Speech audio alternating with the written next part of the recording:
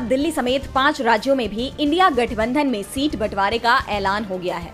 आप कांग्रेस में साझा उम्मीदवार उतारने पर सहमति बन गई है, जिससे बीजेपी को जोरदार झटका लगा है। जी हां, लोकसभा चुनाव 2024 के लिए दिल्ली और गुजरात समेत 5 राज्यों में आम आदमी पार्टी और कांग्रेस के बीच सीटों के बंटवारे की शनिवार को आधिकारिक घोषणा हो गई। आप और कांग्रेस ने आज दिल्ली में जॉइंट प्रेस कॉन्फ्रेंस कर सीटों के बंटवारे को लेकर स्थिति साफ कर दी है। कांग्रेस और आप ने दिल्ली, गुजरात, गोवा, चंडीगढ़ और हरियाणा में एक साथ मिलकर लोकसभा चुनाव लड़ने का ऐलान किया है। हालांकि पंजाब में दोनों दल रणनीति के तहत अलग अलग ही चुनाव लड़ेंगे। दिल्ली में लोकसभा की 7 सीटें हैं, जिनमें से कांग्रेस को 3 सीटें मिली हैं। हालांकि कांग्रेस 4 सीट पर अड़ी हुई थी, लेकिन समझौते के बाद 3 सीट पर वो राजी हो गई।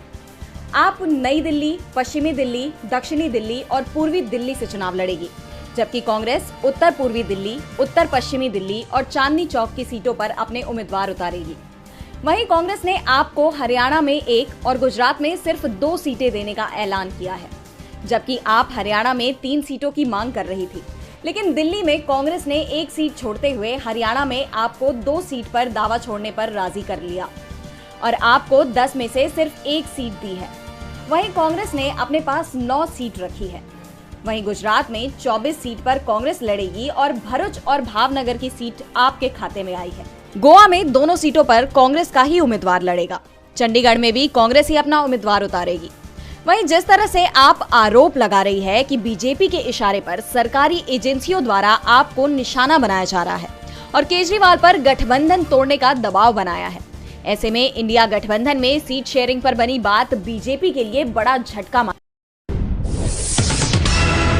भारत के राजनीतिक समीकरण सुलझते नहीं दिख रहे हैं। पार्टी पहले से ही यहाँ कमजोर है।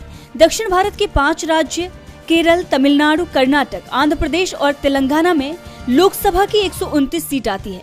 इन 5 राज्यों में किसी में भी बीजेपी या उसके सहयोगी की सरकार नहीं है। 3 में तो बीजेपी का ना तो कोई सांसद है और ना ही विधायक। ऐसे में बीजेपी मजबूत क्षेत्रीय पार्टियों के सहारे गठबंधन की कोशिश में थी, लेकिन उसकी यह कोशिश फेल होती हुई नजर आ रही है। तमिलनाडु की मजबूत क्षेत्रीय पार्टी AIADMK ने तो पहले ही साफ कर दिया है कि वो बीजेपी के साथ गठबंधन नहीं करेंगे और अब आंध्र प्रदेश की मुख्य विपक्षी पार्टी TDP ने भी बीजेपी से गठबंधन नहीं करने का ऐलान कर दिया है।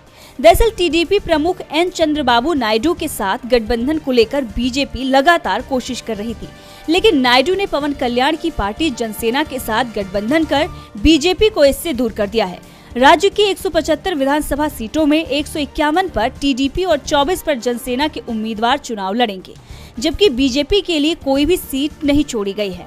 2019 के चुनाव में भी बीजेपी को आंध्र प्रदेश में लोकसभा और विधानसभा में कोई सीट नहीं मिली थी। पार्टी को 2% से भी कम वोट मिला था। ऐसे में TDP ने बीजेपी से दूरी बनाना ही सही समझा।